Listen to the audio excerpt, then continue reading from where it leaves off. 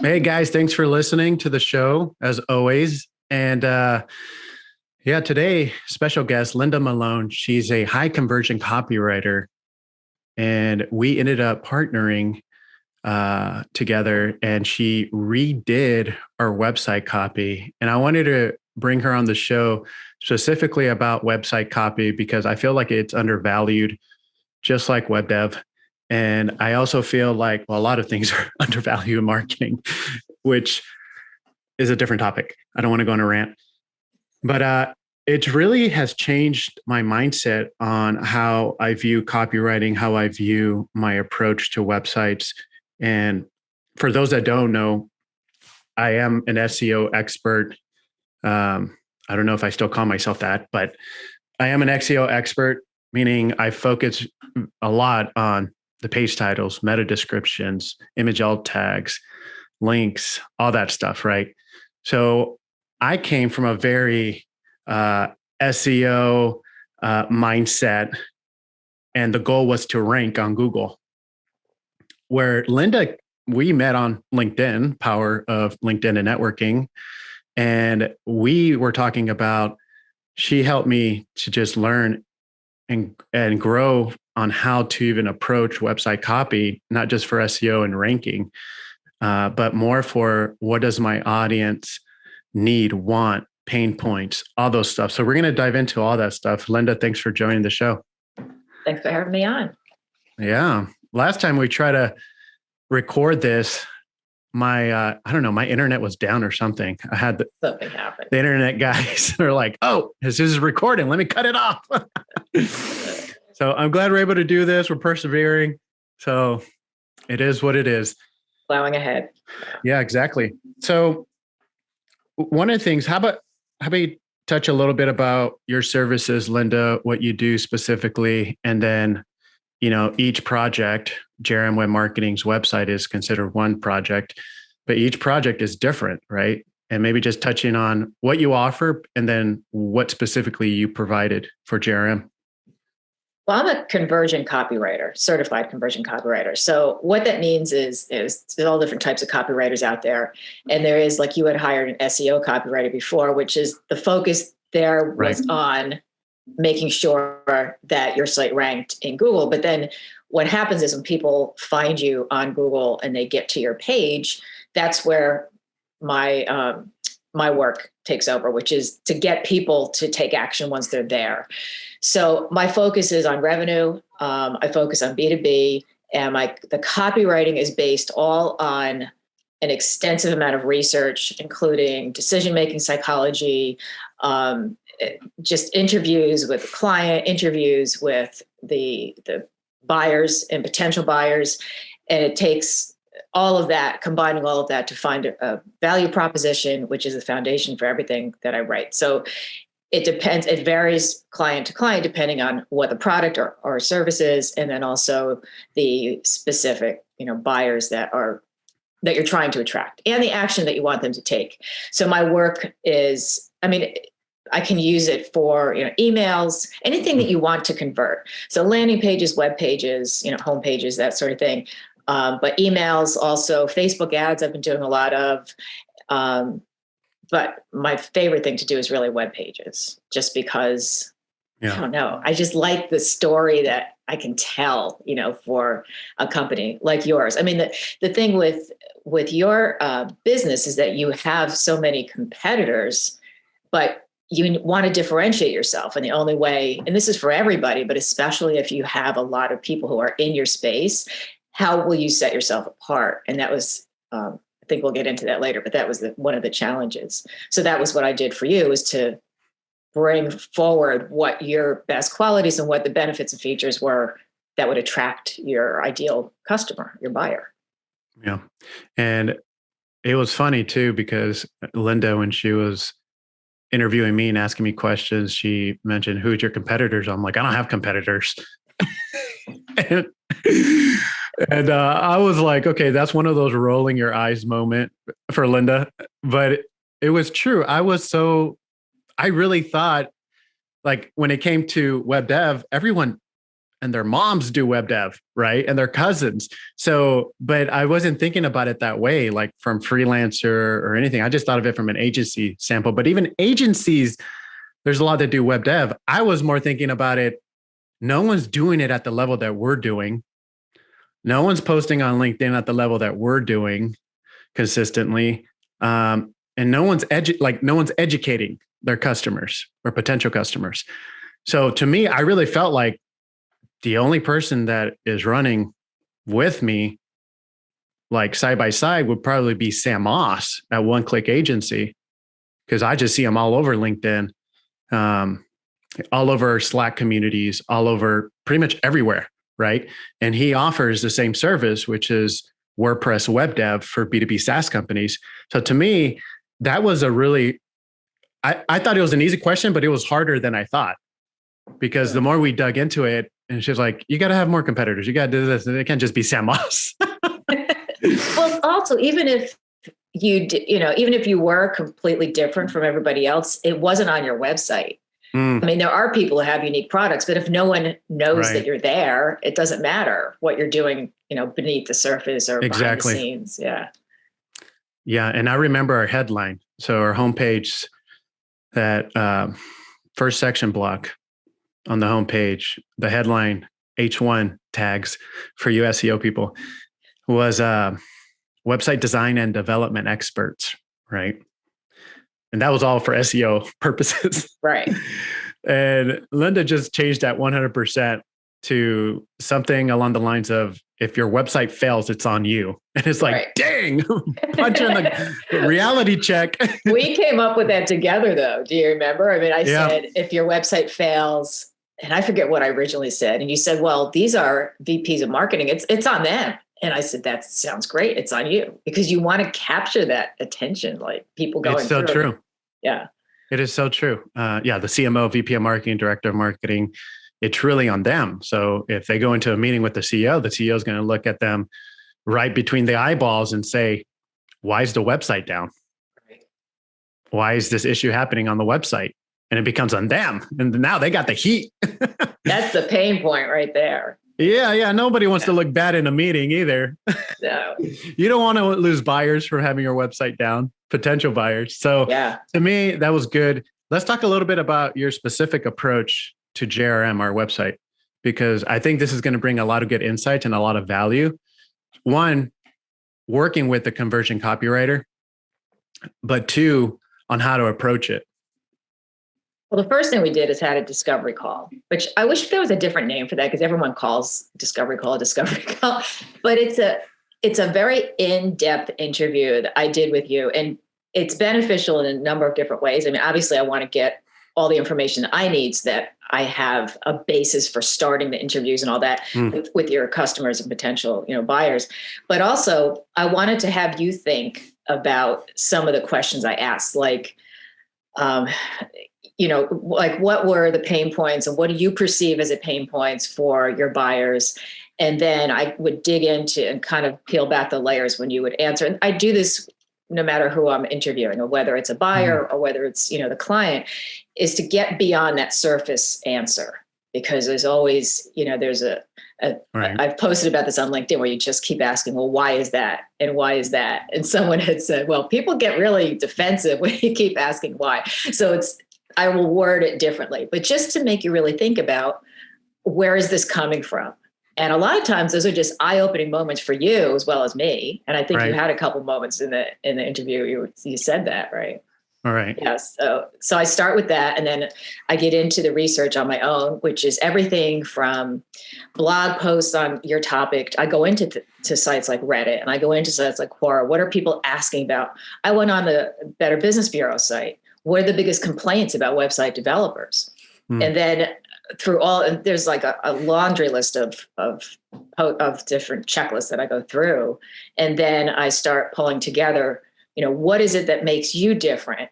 What are people complaining about that would never be a problem for you? And that's what I make sure is in the copy, so that people know you're not like all the rest. Yeah. And really speaking our audience's language, right? That was another thing too.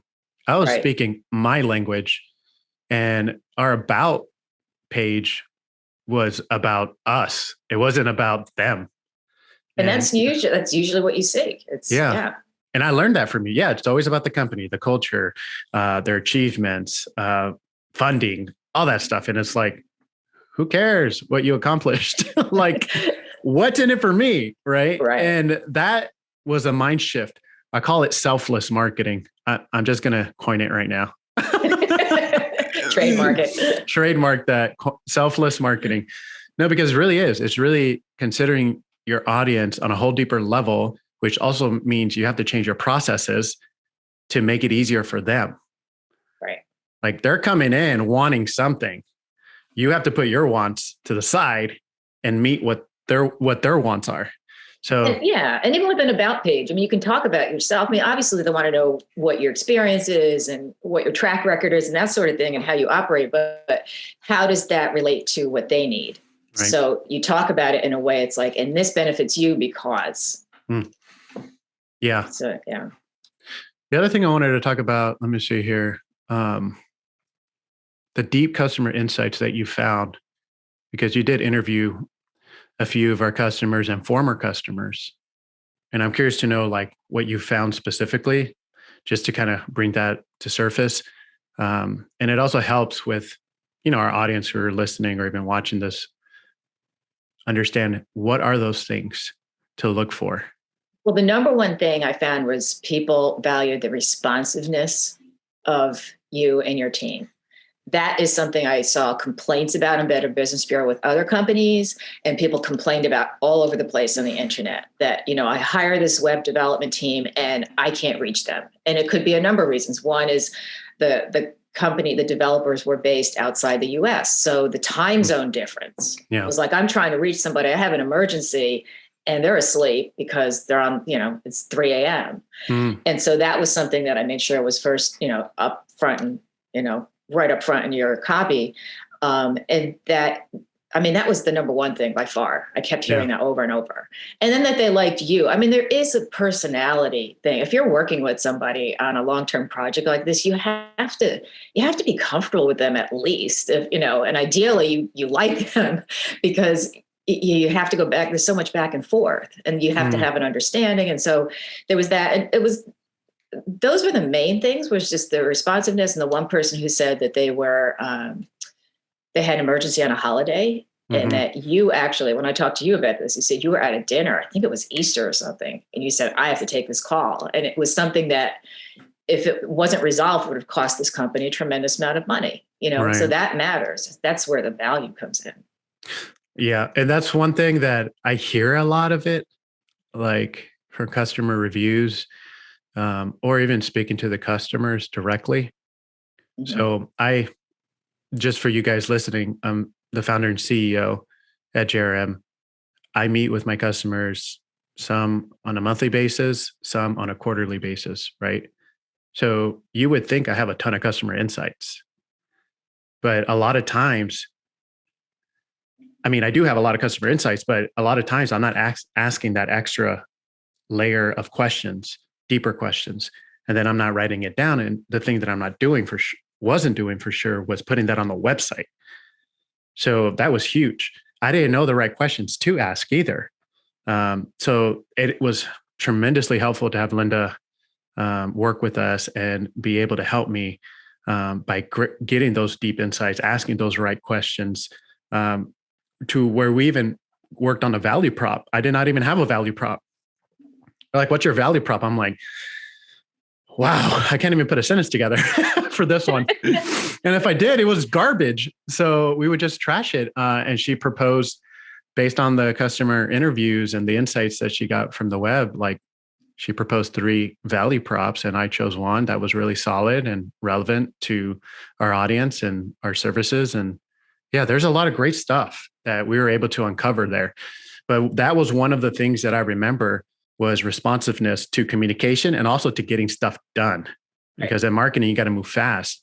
So that was one thing they really appreciated. And something we are very proud of is our responsiveness to communication and to getting tasks completed. The other thing too is that your website originally was very much like you'd expect a SaaS website or B2B website, which was kind of impersonal. It didn't really have personality. Right. And that's something I see lacking in a lot of B2B websites. It's like, well, we have to be all serious. And you read about this all the time on LinkedIn. It's still people to people. There's still a person that's coming to that site. Right. Not a robot. Well, maybe there's robots. I don't know. But hopefully it's mostly people. And so you talk in a way that relates to them in their language. This is what I find through the research. What words are they using? What phrases are they using? And make it simple. And I've talked about this before where, people call it dumbing down. That's a horrible phrase because that's not what it is. When you word things simply, whether it's an email, a website, or whatever, research has shown that even people with PhDs, highest intellect, still prefer and will read through more of a simple, simple narrative versus a lot of complicated words. Because it's almost like you put speed bumps in the copy when you use a complex word when you could use something simple. Right. The fifth grade level, ideally, which people are like, what? It's not like, you're not reading Dr. Seuss. It's still fairly, involved. Right. I think the whole goal is making sure that they can simply understand it without questioning it, or just skipping over because they don't understand it. Right. Because you want them to understand everything. It's all linear connected. Because you had a lot of acronyms for the different. I did. I had HTML, CSS, JS, PHP. It's all these coding languages, right? And, these marketers who are customers are like, dude, we don't care. Like, but they don't know what it is. That's why I think I even asked you, like, do people know what this is? And I think you said, well, developers would, right? But that's not your target audience. I mean, marketers know too, but they don't know the depths of it, right? But yeah, I'm not over here trying. That's another reason. I'm not, and a good point that you're making, I'm not here trying to attract developers. Right. I'm making an assumption marketers know, but a lot of times that's not the most helpful acronyms. So I call it alphabet soup is what I ended up calling it on the site. Yes, definitely. You guys check it out. Our website, jrmwebmarketing.com. I know it's going to mess up our website traffic analytics, but it's all good. I don't care about that. I really genuinely want you guys to go to the website, look at the copy on our website. Linda did a fantastic job with it. I'm very, very super excited about it, fired up about it, more than excited. And I really love the way it really talks. It takes them like on like a journey. It's like a storytelling, the way it's positioned, but it has a little of my personality in there. And I appreciated Linda even reaching out to me to like say, hey, what would you say here? What would you say here? These bullet points, elaborate more on the bullet points. I don't understand the bullet points. And I'm like, geez, there's so much things that I need to elaborate on, which was great because it challenged me and pushed me to spell it out in plain English. Mm-hmm. So there's a lot of that, even as marketers, where we don't really think about our audience to that level of degree. And a lot of the things that I asked you for more details was just that they were kind of vague statements. And I forget exactly what some of the specifics were, but I see this it's very common. Like, it's like if somebody says, we're different than everybody else. Well, how? Like that's the kind of thing that I would ask. Right. It's like, how are you the best? And everyone says, if it's anything that everyone else says, I would always want to break it down. Like, what do you mean specifically? And the thing was that you have all your developers in the United States, that you are accessible, for emergencies on holidays. I mean, that's super important. I talked recently on LinkedIn about us looking for movers because we're in the process of moving. And right. No one had a value prop. We had to sift through all these movers, and they were competing. Some were competing on price. And it just was, it could have been alleviated if I had a couple of value props. Like, what does this company specialize in? It's the same with what you do. And it helped us to just really simplify. This is who we are. This is what we do. I thought we were already doing that. But again, copywriting is not my expertise. So to me, can I write? Yes. Can I write an email? Yes. Can I DIY, do it yourself for the website copy? Yes. But it's extra important to remember partnering, whether it's with a contractor, an agency, whoever it might be.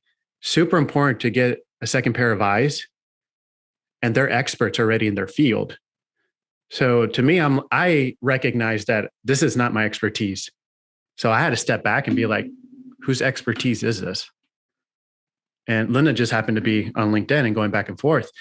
The other thing I wanted to mention too, Linda, because I think it's really important, is when the one thing that they said was working with me a lot, the customers that you interviewed, because all about LinkedIn. I've been posting on LinkedIn consistently.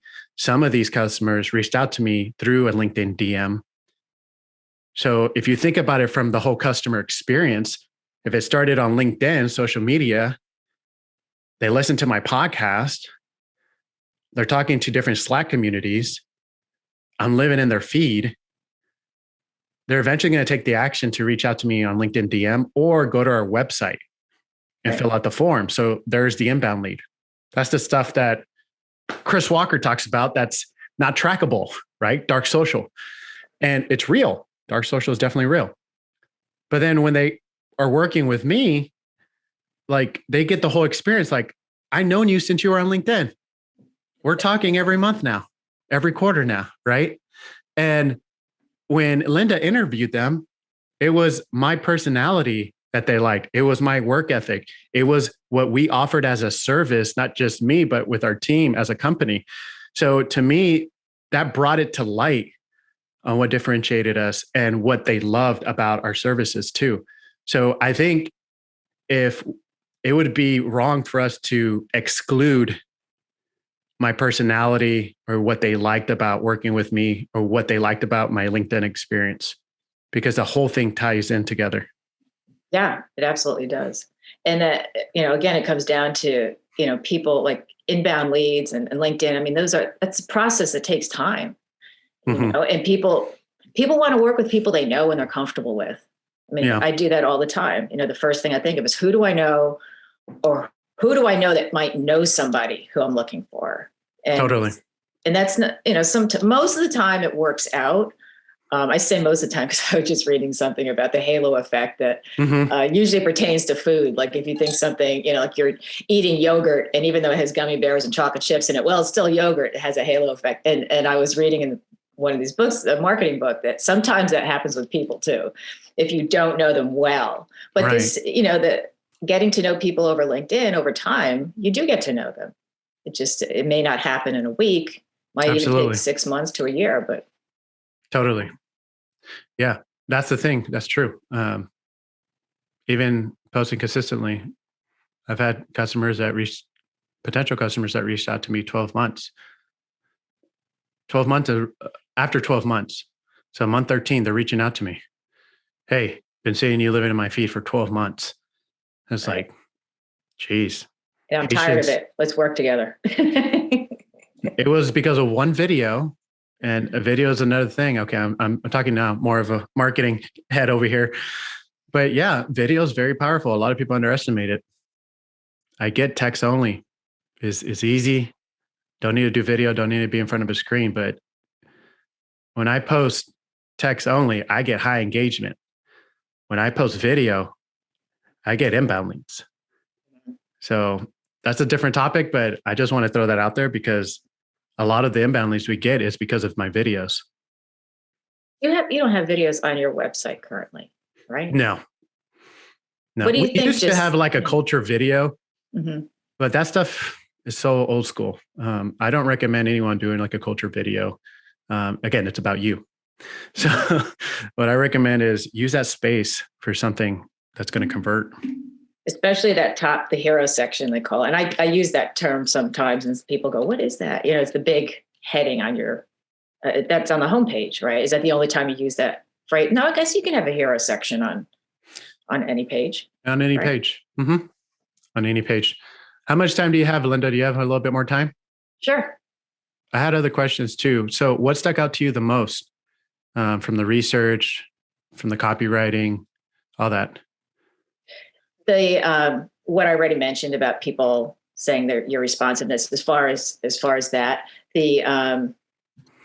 just that it was easier for me to differentiate your business from your competitors. And I thought it would be really tough, but it wasn't. Once I saw where everybody else was going wrong, I was like, okay, well, does this way better. So that was the responsiveness, having the, everything I just mentioned.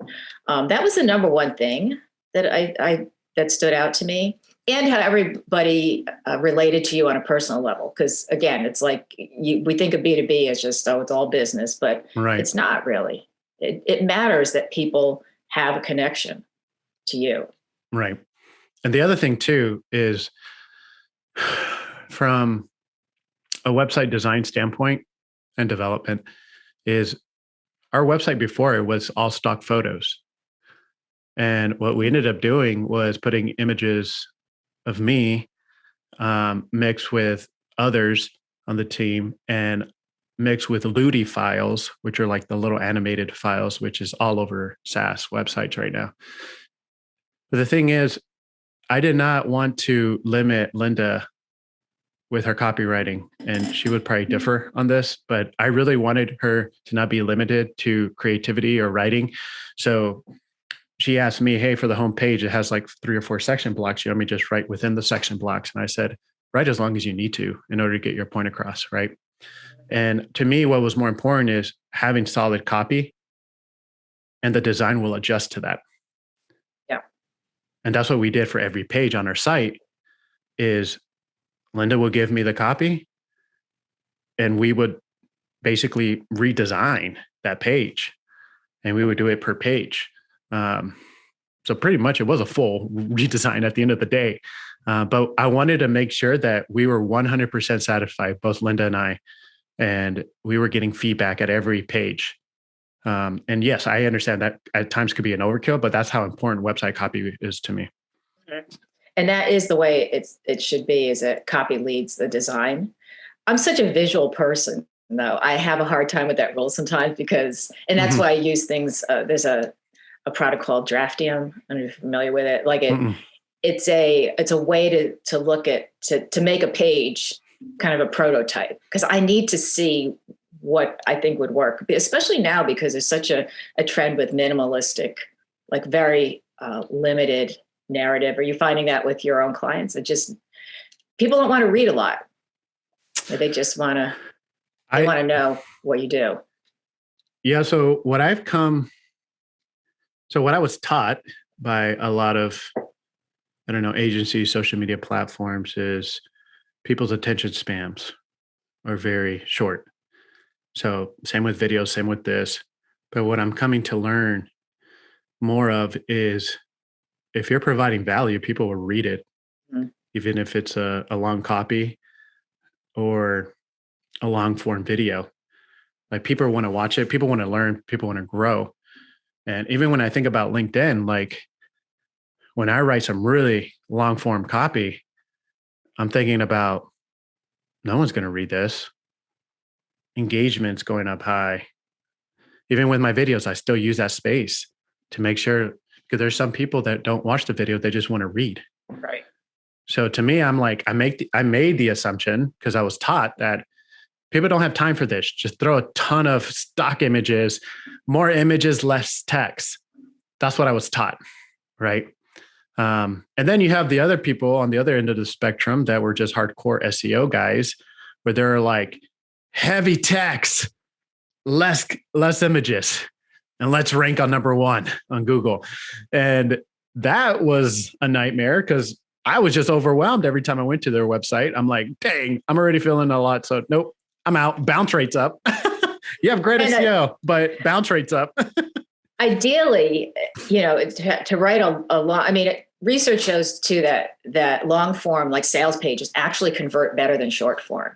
Yeah. And I've talked about this a number of times, especially on LinkedIn, that you want to write and design the page that it captures all different types of readers. There's people who skim. Most of us just skim a page. So you have the hero section that pops out. You have, they call them crossheads, and then also subheadings that are in bigger, bolder print that are separate. So if someone's skimming, they're going to catch all those. And so you want to make sure that you have enough of that so that people can get the idea without actually reading details. But there are some people, it's a small percentage, I want to say it's like 17%, that will read every single word.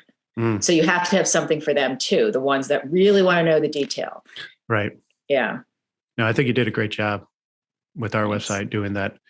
because some of it was small, some of it was detailed, some of it was bullet points, call to action buttons.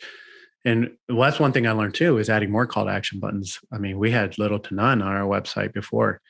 So our design was awesome, but the copy and images were not on point. The messaging, all of that stuff. So we're really grateful. The last question that I had for you, Linda, and definitely let me know if you want to talk about anything else. I love talking about copying websites. Is what was the biggest challenge that you experienced while working on our website? Well, it's funny because what I thought would be the biggest challenge wasn't, which I thought would be to differentiate you from all the other developers. So I think the biggest challenge was getting people to really talk about, what was most important to them. Because sometimes it's abstract, like the personal relationship that they have, like just, I think that was probably the biggest challenge. But when I ask enough questions, I usually get into it, but it could take some digging. When you mean by that, it's like, hey, how's it working? What was the biggest challenge with the Zeus? Oh, he's great. There's no challenges with the Zeus. That kind of stuff. Is that the kind of stuff you're talking about?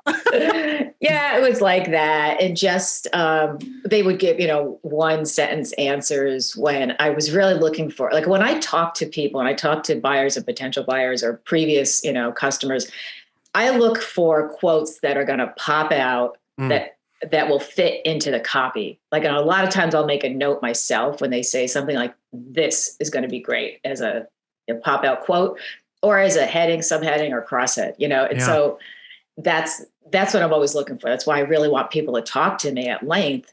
So the more information, I'd rather have too much than not enough. So I think probably the biggest challenge is just to get people to, keep talking about it. Cause it's usually it's about a transformation. What was your life before you met Jesus? Yeah. I like that. I like that. It's true. It's talking about the story, right? So it's really the story. And you're trying to come in like a reporter, right? Like interview you, what's the story? So I can tell everyone.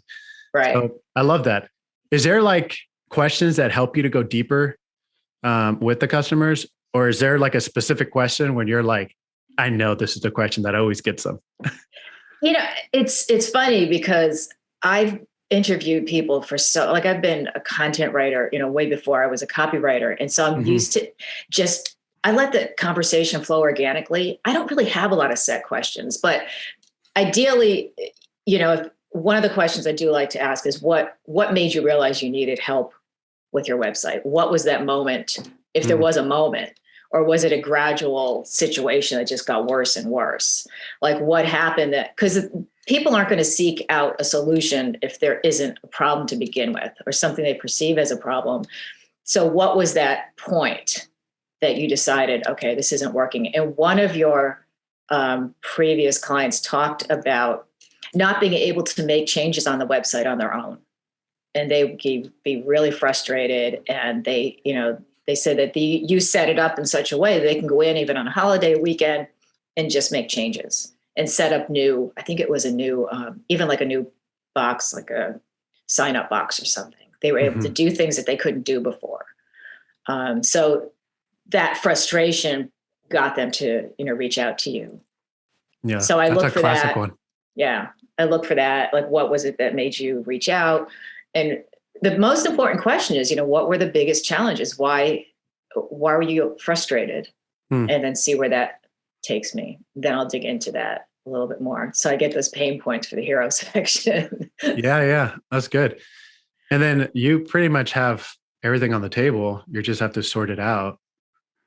It's a lot to sort out. I have a whole playing Tetris, right? System. I haven't played that, but it sounds complicated. So probably Rubik's Cube. Rubik's Cube. Yeah. Wow. That's good. Well, that's all the questions that I have. Do you have any advice or tips for B2B marketers that are looking to update their website copy and maybe want to work with someone like you, or if they do already have someone in-house, like what would be helpful for them to run it by their copywriter? I think the biggest thing that I'm running into is that people don't know what a conversion copywriter is. And because a lot of agencies say, we have a copywriter. And then I see the copy that they have written for a site. And it's like, that's typical. When I say typical copy, it's just, it says what the product is, but it doesn't really, it's not written to convert the reader. Informational. right? It's informational or entertaining. Everything I do is geared toward revenue and converting people and having them sign up, request a meeting, whatever it is that the action is you want to take. Mm-hmm. And it's very different from a traditional copywriter. So that's the thing I wanted to get out there, because I just run into that a lot. Just happened the other day. Somebody said, well, we have a copywriter. It's like, but you don't have a conversion copywriter, And so that's I think it's important. And we do tend to get paid more because you're making more money. So it's worth it. Awesome. Well, thank you, Linda, for joining the show. And thank you for doing our website copy. I'm already seeing results from it. So to me, great. I really appreciate it. We're getting, bookings directly from the website. And I've noticed that when people ask me, hey, do you know any conversion copywriters? I send them the website. I'm like, if you like this, let me know. And they're like, send me that email intro. So I know it works. I know they love it. I know it resonates with people.